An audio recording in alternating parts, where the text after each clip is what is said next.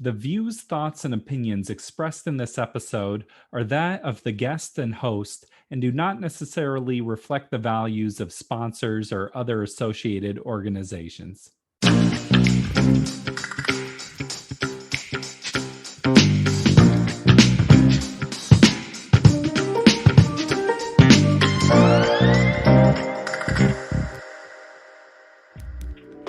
Welcome to the Parental Compass presented by Family Education and Support Services. I am your host, Bobby Williams. As always, if you like what you hear today, please subscribe to us. Whatever platform you're listening on, you can probably subscribe. It's a simple thing, but it means a lot to us. When you get married, you have this idea of what you think your life is going to look like. You have plans, you have hopes for the future. And then something happens and you get divorced. And if you have a child together, now you're stuck with this person and you can't control them. You can't control how they act, what they're saying to your child.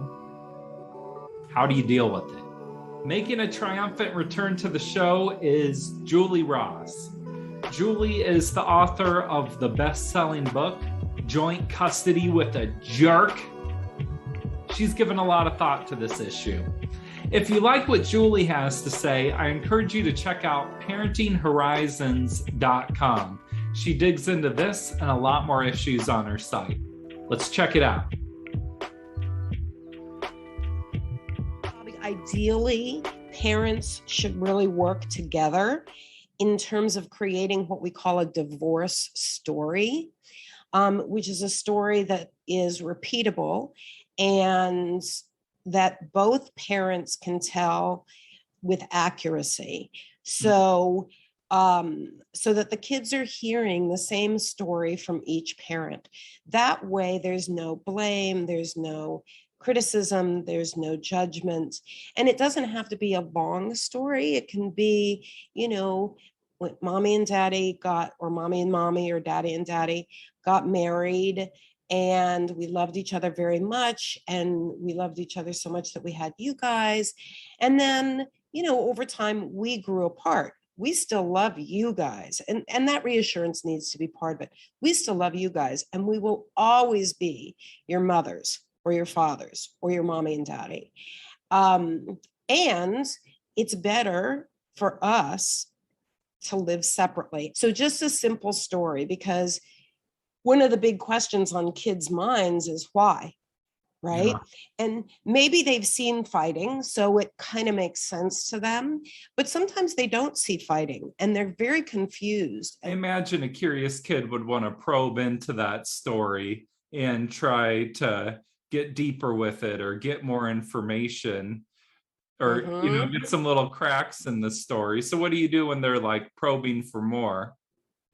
Well, I think that's the value of having a story, a narration of it, so that it's kind of a memorized thing. So if they say, but what really happened, the parents can say, what really happened is what we told you. Sometimes people grow apart. That's what happened to us. We discovered it would be better for us as adults to live separately, but we will always be your parents and you will always be our children and we'll always love you.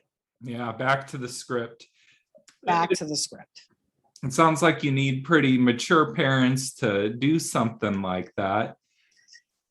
That would be true, Bobby. Yeah, hopefully. I mean, you would think for the sake of your kids, you could be mature in the midst of all these angry feelings, but... Right. But I don't think parents can be, which is why I originally wrote the book, Joint Custody with a Jerk, because there are far more people out there who behave like jerks in a divorce as opposed to mature adults. And I think that's understandable. And I have compassion for people who are, living this scenario. It's tough. You want your kids to love you and you want them to love your dad. I get, their dad or mom in theory, but then you can feel those jealous feelings too of like, oh, they're so close and having so much fun at mom's house. Well, there's a couple of things that you can do. One of the reasons I find that parents are now having those feelings of jealousy is actually related to social media. Mhm. Because prior to social media, you drop your kids off at your ex's house, and maybe that they have a new partner, but it's not in your face. you Yeah. know they're 8 hours away or 24 hours away or half a week away or whatever they are, whatever the custodial arrangement is.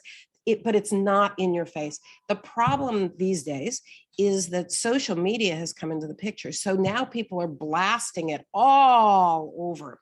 So Mhm. that leads me to recommend that one of the things that you can do to assuage jealous feelings that you have is to not look at the social media, Mhm. to just not follow your ex on social Block 'em. media. Mhm. Yeah, because it's just going to, at best make you jealous, at worst enrage you.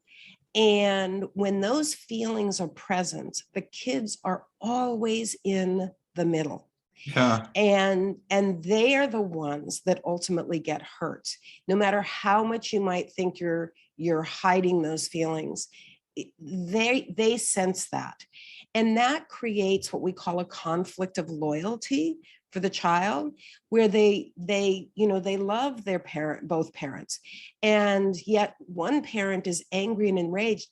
So now the kids are caught with this this conundrum, like, well, whose side do I choose?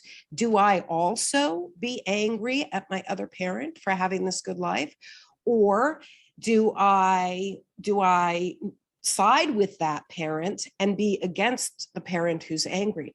And that's just not a position that any child should have to be in, to choose Yeah. between parents. I think another thing with social media is it can be a means to an attack. Again, here there's there's the kind of trashing that occurs on social media. I think it's probably the high road, taking the high road, right? Yeah. Would just be blocking that or unfollowing that person so you're not privy to it. But then there's the other kind of trashing where your ex might say to the child, oh, your other parent is a liar, or your other parent is not generous enough with the money. Mhm. So that's a slightly different story. You can't unfollow that, right? Because your Yeah. kid's going to Mhm. come home and say, why did my other parent say that you are, greedy? Or why did my other parent say that you're not generous? Or why did my other parent say? And that's a situation where, trying to keep the kids out of the middle, it's important for the parent to say, to first of all focus on their child's feelings. Mm. you know Wow, I can see how upsetting that would be to you. You know what? This is a grown-up thing, and I'm going to talk to my ex about it. I'm going to talk to your father or mother about it. And then they do need to confront the other person. The best way to confront somebody that you're disagreeing with is respectfully, which Mhm. is not easy when you're Like, in a why the hell did divorce you scenario. say that? Yeah. Right, exactly. How dare you, blah, blah, blah, blah, blah. Mhm. That's not the way we want to do it. You want to try to do it respectfully. I find that parents who create a script for themselves are ahead of time, are better prepared to keep their tone of voice respectful and their words respectful. Mhm. So I'm big on scripting. I just think that it saves so many situations. So how we write that script, I believe in what I call the box step of communication, which is, the script needs to be like the box step in dance.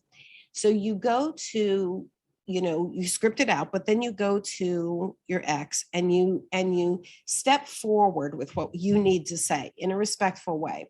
So you step forward and you say, Samantha told me that that you said that you feel like you don't have enough money from me or whatever it is. And I feel concerned about her having that information, right? And information is actually a neutral word. You're not saying that the other person's right, but that the other person has disclosed something which is right or wrong. You want to try to not get moralistic about it, because the minute you get into, that's not true, I give you blah, blah a month. Anything that's accusatory is bad. Exactly. So you just step forward with that. Then you stop and you move to the side. So we're describing a box: step forward, step to the side, and listen. Put on your listening ears, zippy the lippy, and let the other person begin to do whatever. They're going to probably rant and, well, it's true and blah, blah, blah, whatever. And just listen. And as you're listening, you step back and try to find something within what they're saying, even if it's an emotion, that you can agree with. So you may not agree with any of the facts, but you can certainly identify, I hear how angry you are about this, right? It's kind of validating in a way. You're not necessarily saying I agree, but I validate your feeling or whatever. Precisely. So you find something that you can agree upon, and then you step across again. So we've stepped forward, across, back, and then across again to their side, and forward again to say, to validate, I hear that you're really feeling angry about that. And here's where you can present your point again. I feel uncomfortable that the kids are caught in the middle about this. Then you step to the side again. You put on there's a lot of listening involved here, right? So it takes either a very mature person or someone who's scripted it out and knows, the other thing about this, Bobby, is, you were married for however many years, 2 years, 5 years, 20 years, whatever. You know this person pretty well. Yeah. So you can imagine, as you're scripting, what they're likely to say. Totally. Right? So you're like, oh, I bet you anything they're going to say this. And that gives you a way to kind of script in your imagination what you think they're going to say and how you'll respond to it. And you may have to do several box steps before you're able to, either come to an agreement, not to have the kids, in the middle. And keeping in mind that this isn't about coming to an agreement about financials, right? That's something that you probably did with a lawyer. That's probably something, or you're working through with a lawyer.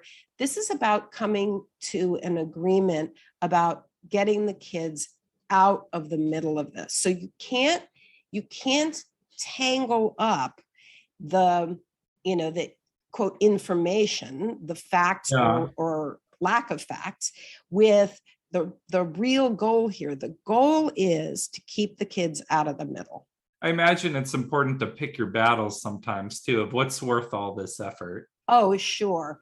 Yeah. I mean, I think a lot of parents, because they're kind of wearing their hearts on their sleeves, they're still very raw from the divorce.